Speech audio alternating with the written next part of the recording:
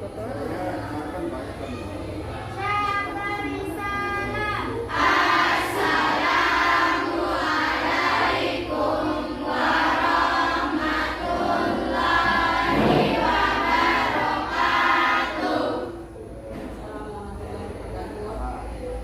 Baiklah anak-anak, sebelum Ibu absen, kita akan berdoa bersama dulu. Siapa ketua kelas?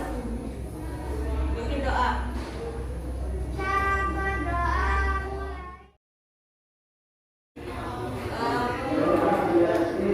Siapa namanya yang nggak masuk?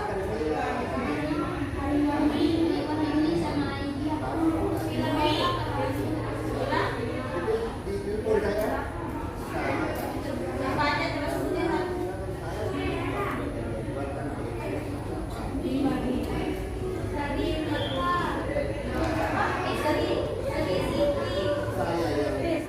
Baiklah anak-anak, sebelum kita memulai pelajaran di sini, Ibu akan menyampaikan tujuan kita mempelajari tentang bahasa Indonesia. Tujuan kita mempelajari di sini yaitu tentang teks pidato persuasif. Tujuannya yaitu kita meyakinkan seseorang atau halayak sedang membacakan pidato di depan. Misalnya, pidato itu kita menyampaikan sesuatu tentang yang kita sampaikan. Nah, sedangkan persuasif itu kita meyakinkan audiens atau teman-teman kalian yang di sini untuk menyampaikan pidato yang kita sampaikan. Jadi dari pidato teks persuasif ini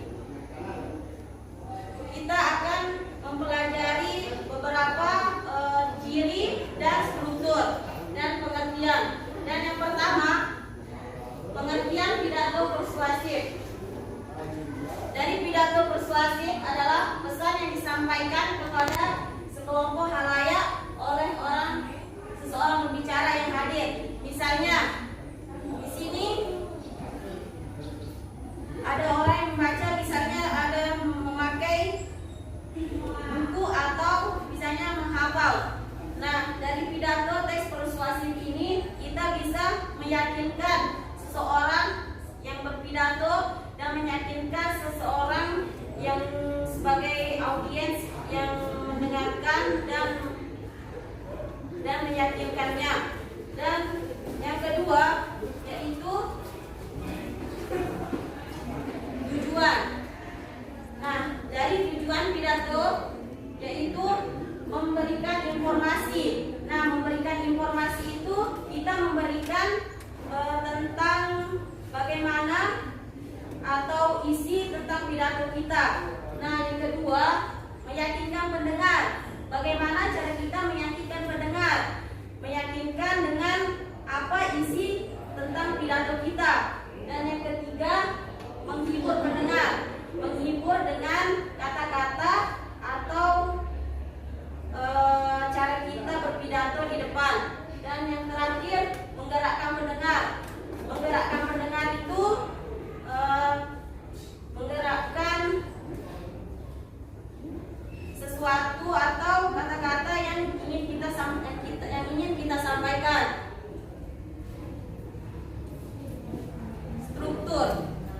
Struktur teks pidato. Yang pertama, pembukaan, yaitu salam pembuka. Salam pembuka. Yang pertama itu kita mengucapkan salam. Dan yang kedua, sapaan. Sapaan kita terhadap audiens atau ucapan syukur. Misalnya ucapan syukur itu ucapan syukur kepada Tuhan Yang Maha Esa dan kepada Nabi Muhammad SAW. Dan yang terakhir, ucapan terima kasih. Ucapan terima kasih itu kita apa yang sudah kita sampaikan dalam pidato dan tujuan-tujuan dalam pidato. Contohnya misalnya kita berpidato di depan, misalnya yang pertama salam pembuka, Assalamualaikum warahmatullahi wabarakatuh. Dan yang kedua, sapaan. Bagaimana kabarnya? Bagaimana kabarnya anak-anak? Dan ucapan syukur kepada Tuhan Yang Maha Esa. Ucapan syukur itu misalnya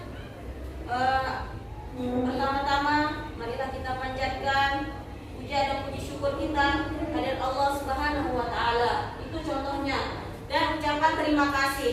Ucapan terima kasih misalnya kepada rekan-rekan guru atau wali kelas yang ada di kelas, misalnya terima kasih kepada ibu, bapak, guru yang sudah ada di kelas, atau kita terakhir itu menyampaikan tujuan pidato kita. Terus isi pidato yaitu pernyataan posisi dan tahap argumen atau penguatan posisi. Jadi isi itu kita menguatkan atau meyakinkan audiens yang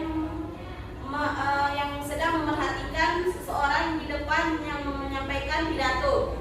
Dan yang ketiga penutup. Yang ketiga itu penutup. Penutup itu dibagi menjadi kesimpulan, terima kasih, permohonan maaf, dan salam penutup. Yang pertama itu kesimpulan. Kita menyampaikan akhir dari isi pidato kita atau menyimpulkan isi pidato kita dan mengucapkan terima kasih. Sama juga tadi seperti yang di awal, yaitu pembukaan dengan mengucapkan terima kasih. Sama juga di akhir kita mengucapkan terima kasih dan permohonan maaf dan salam penutup. Dan yang ketiga, ciri kebahasaan teks pidato, yaitu nominalisasi atau pembedaan. Nah, sebelum Ibu melanjutkan, tadi kan yaitu struktur teks pidato. Nah, Ibu ingin bertanya, ada berapa struktur isi pidato? Coba sebutkan. Terus yang kedua, yang ketiga, terus ini ciri kebahasaan teks pidato. Nominalisasi. Nah, nominalisasi ini contohnya misalnya pemerintah membesarkan memberlakukan undang-undang. Nah, dari contoh pemerintah memberlakukan itu. Nah, dari kata memberlakukan itu kata contoh atau dari kata nominalisasi. Nah, yang kedua, bentuk pasif dan kata ganti. Nah, bentuk kata ganti, ya ini contohnya misalnya kata kita harus peduli pada lingkungan. Misalnya kita harus peduli pada lingkungan itu kita harus menjaga kebersihan. Nah, misalnya di kelas kalian, apakah masih ada sampah di bawah meja kalian? Coba lihat dulu. Masih ada atau tidak? Nah, dari itu kita harus menjaga kebersihan lingkungan atau menjaga kebersihan kelas kita. Apalagi sekarang ini kita masih dalam pandemi COVID-19, jadi kita harus menjaga kebersihan lingkungan dan diri kita. Dan yang ketiga, kosakata, sinonim, antonim, kata benda akhiran atau kata motif. Siapa yang masih ingat apa itu sinonim? Siapa yang masih ingat? Coba angkat tangan. Sinonim adalah ya.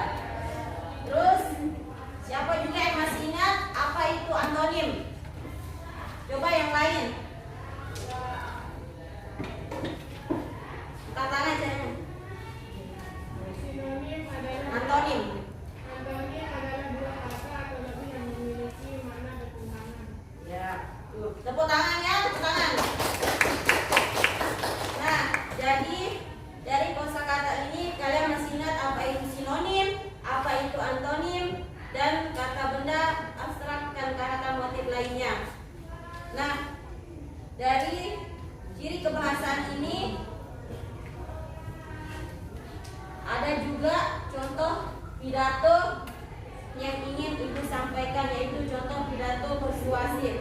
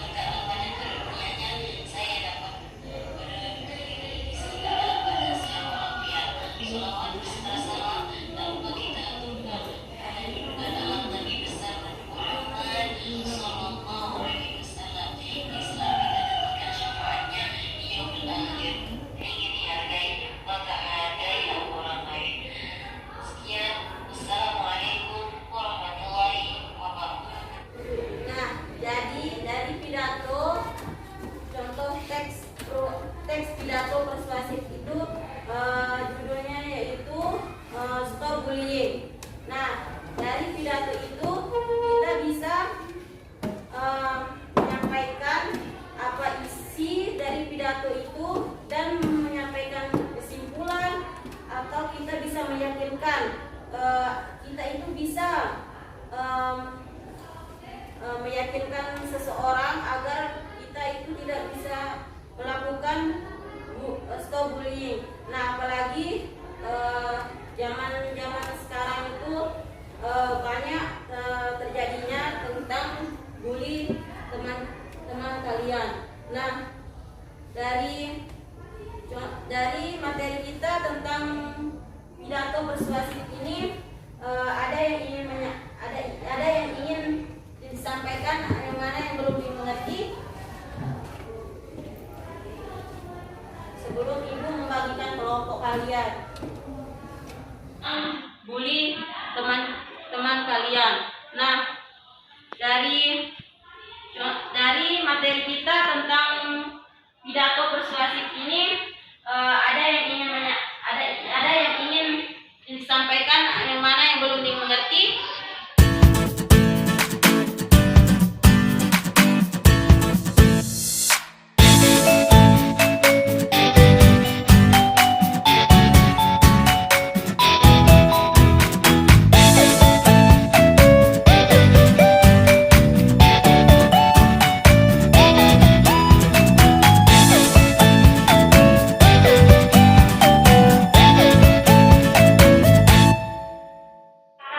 Sedangkan khotbah memberikan kesempatan bagi para pemimpinnya untuk memberikan tanggapan terhadap isi yang disampaikan. Sekian, apa bedanya? Dengar tadi apa yang dibilang namanya? Silakan Ibu. Jadi kesimpulan kita, pelajaran kita dari awal sampai akhir, kita dapat simpulkan yaitu dari pidato persuasif ini kita dapat simpulkan yaitu kita dapat meyakinkan khalayak seorang yang berpidato di depan, yang sedang menyampaikan pidato, misalnya seperti pidato di acara-acara yang seperti biasanya orang lakukan. Pasti kalian sering melihat orang berpidato. Jadi polisi juga bisa berpidato, apalagi acara orang meninggal. Itu juga kita bisa berpidato dan meyakinkan seseorang. Mungkin hanya ini yang dapat Ibu sampaikan. Kurang lebihnya Ibu mohon maaf. Sebelum Ibu menutup pelajaran kita hari ini, kita